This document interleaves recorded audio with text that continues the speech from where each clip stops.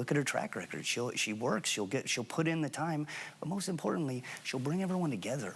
She'll bring that moderation, that bipartisanship that we've been missing for so long. She'll bring it back. And welcome back to Square Off. That was Jim McCain, the late Republican Senator John McCain's youngest son and a maverick himself. He's registered as a Democrat, and you heard McCain endorsing Democrat Kamala Harris for president. Jim McCain is now 36, the father of 2 young sons, a combat veteran like his dad, and he still deploys with the Arizona National Guard. I sat down with Jim McCain last week to talk about his planned vote for Harris. McCain told me that Donald Trump campaign's conduct at Arlington National Cemetery a few weeks ago was the tipping point for him. Jim McCain had just returned to Arizona from a National Guard deployment to a Mideast base.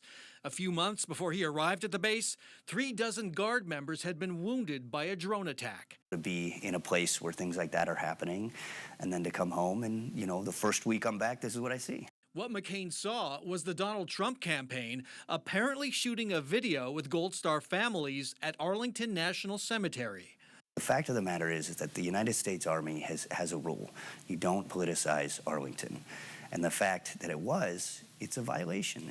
Arlington is the resting place for several McCains. 3 generations of McCains are buried there. It would be 4, but my father's buried in Annapolis, It's a sacred place to me personally, It's a sacred place for all veterans. Senator John McCain's funeral service at Washington National Cathedral was 6 years ago this week. There's no playbook on grief.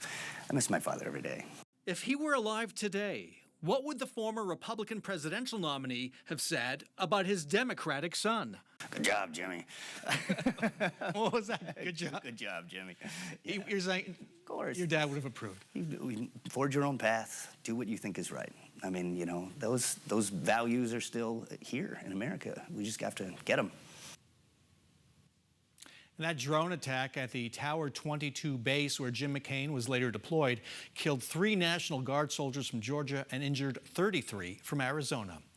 You can click on the 12 News YouTube channel to see my full interview with Jim McCain, including what he thinks his father would have said about a Democratic son. Donald Trump's running mate, Ohio Senator J.D. Vance, thinks he knows what John McCain would have said about Kamala Harris, even though Vance never met the man.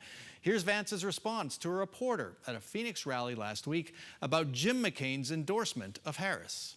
So John McCain, I'm sure, disagreed with Donald Trump on a whole host of issues. And yes, Donald Trump disagreed with John McCain on a whole host of issues. I do not believe for a second that if John McCain were alive today and he sees what's going on at the American southern border, that he would support Kamala Harris and all of the destruction that she's wrought. I really don't believe that.